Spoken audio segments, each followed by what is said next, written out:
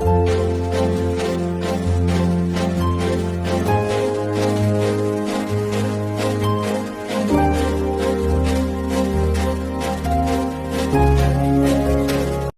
उनके जो सुपुत्र हैं जो कि डॉक्टर हैं उनका सम्मान भी हम इसी बीच करना चाहेंगे। जब तक जिज्ञासा श्रमणी आचार्य भगवान विद्यासागर महाराज जी के परम प्रभावक शिष्य तीर्थ चक्रवर्ती निर्यापक श्रमण जगत पूज्य मुनि पुंगव अतिशयकारी जिज्ञासा समाधान प्रणेता सुधासागर जी महाराज की। महाराज श्री कल एक बहुत बड़ी घटना जो भाग्योदय तीर्थ में हुई कि एक आगे से आगी लगना शुरू हुई। आप यदि यहाँ ना होते महाराज श्री, कल हमने सोचा आप यदि यहाँ ना होते तो ये प्रशासन इतना सजग ना होता। महाराज जी जैसे ही मैंने फोन लगाया टीआई को, एडिशनल एसपी को और आयुक्त महोदय को, तो 10 में उन्होंने कहा कि 5 मिनट में लारी आएगी आग बुझाने के लिए अग्निशामक और 3 मिनट में हम लोग पहुंच जाएंगे। महाराज जी ऐसा ही हुआ और 3 और 5 मिनट के अंदर कम से कम 3 अग्निशामक लारियां यहां आ गईं और आग बुझाने का काम चालू हो गया। महाराज श्री ऐसा क्या अतिशय था कि आगे आगे के सेट में बस आग लग पाई। इतनी भयंकर आग होने के बाद यदि महाराज श्री आज जिज्ञासा समाधान नहीं कर रहे होते महाराज जी तो पूरे शहर में खबर फैल गई थी कि भाग्योदय में आग लग गई। ये किसी को पता नहीं था महाराज जी की आग लगी कहां है, तो लोग भागते दौड़ते महाराज जी, लेकिन आप जिज्ञासा समाधान कर रहे थे तो लोगों को संतुष्टि थी कि कहीं छोटी जगह में आग लगी होगी। महाराज श्री तो जिज्ञासा समाधान कर रहे हैं, कोई परेशानी नहीं आई, कोई दिक्कत नहीं आई, कुछ भी नहीं हुआ। भाग्योदय महाराज श्री ऐसा क्या अतिशय था आपका महाराज श्री कि आप गए 4 बूंदे पानी की डाली और वहां से आगे समाप्त हो गई, आगे ही नहीं बढ़े। महाराज श्री हमारी यही जिज्ञासा है कि महाराज जी ऐसा कितना अतिशय हमने देखा, किसी को आपके चरणों का गंधोदक लगा दो तो उसका लगवा ठीक हो जाता है, किसी को आपके चरणों का गंधोदक लगा दो तो वो स्वस्थ हो जाता है, मरने वाला बच जाता। महाराज जी ऐसी क्या आपका अतिशय है महाराज श्री?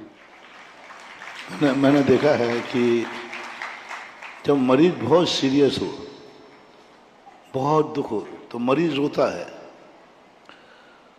और परिवार वाले भी सब रोते हैं, लेकिन डॉक्टर बहुत सीरियस रहता है, उसकी आंख में आंसू नहीं आता तो लोग समझते हैं कि डॉक्टर बड़ा निर्दयी है। अब बोलो यदि सब रो रहे हैं वो और डॉक्टर भी रोने बैठ जाए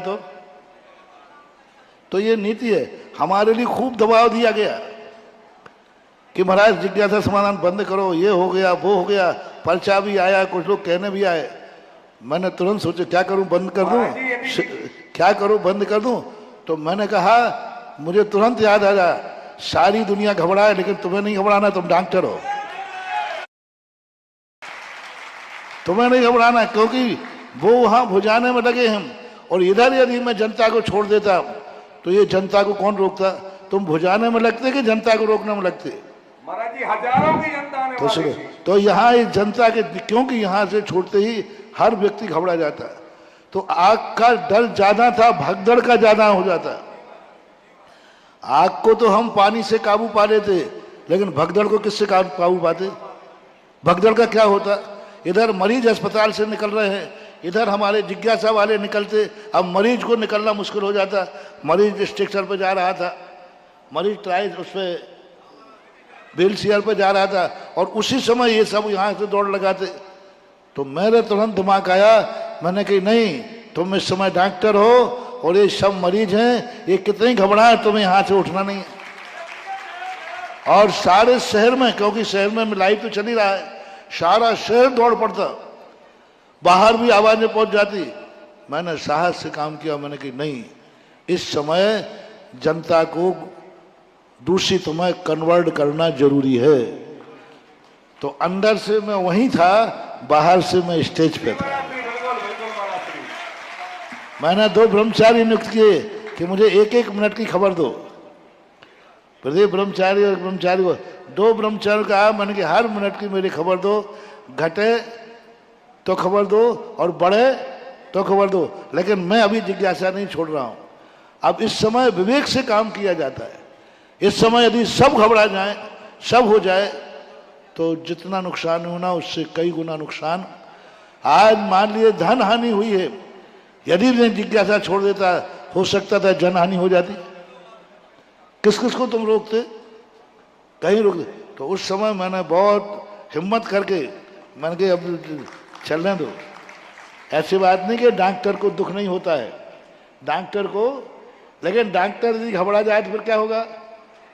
कितना ही सीरियस है ना, डॉक्टर का चेहरा देखना एकदम शांत रहता, उसके चेहरे पे घबराहट नहीं होती। और फिर उसके लिए मैं सोचता हूँ, इसलिए कल बहुत बड़ा हादसा था।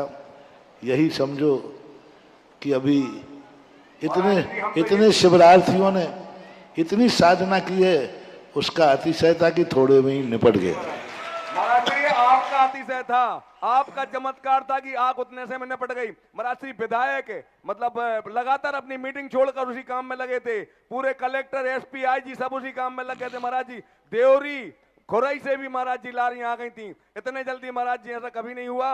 महाराज श्री आप नहीं होते और यह पुलिस प्रशासन अलर्ट नहीं होता तो महाराज जी बहुत बड़ी घटना घट जाती, लेकिन आपका आशीर्वाद था महाराज जी, कुछ नहीं हुआ। नमोस्तु महाराज श्री, नमोस्तु।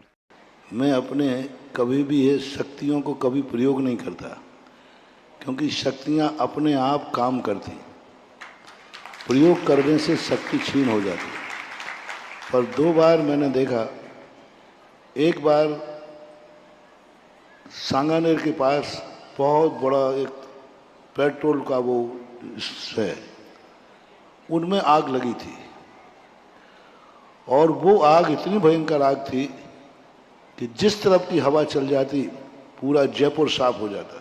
वो बड़े बड़े टैंक होते ना पेट्रोल के, और ऊपर ओवरफ्रंट उसमें आग लगी थी। सांगा डिपो उनमें आग लगी 3 डिपो के अंदर, और सांगानेर के पास ही है, वहाँ बाटिका कहलाती। सांगानेर वाले समाचार है, महाराज जी हम लोग बचने वाले नहीं, पूरा सब अलॉट कर दिया कि जिनको खाली करना है खाली कर दो।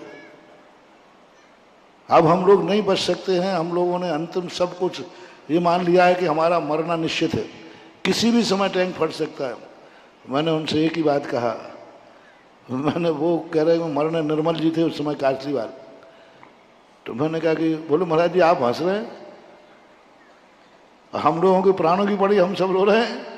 मैंने कहा जिसके पास आदिनाथ भगवान बैठे हैं वो रो रहा है तो मुझे हंसी इसलिए आ रही है।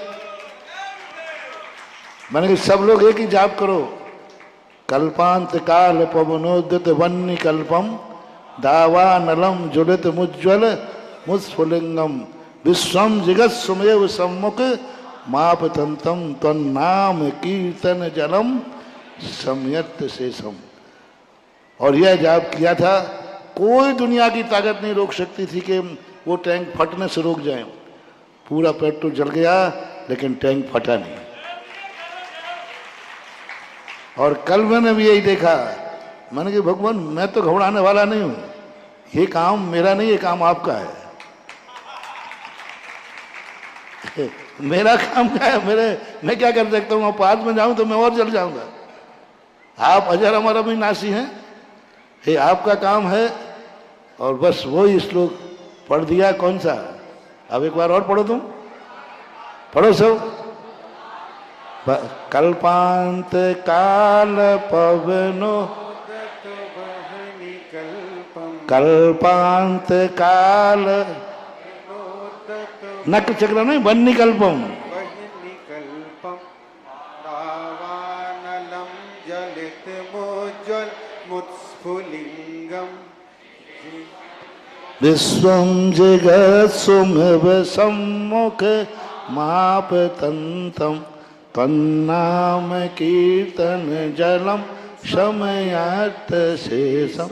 ये भक्तांबर का पाठ करने के लिए कितने बड़ा कल्पांत काल को दोनों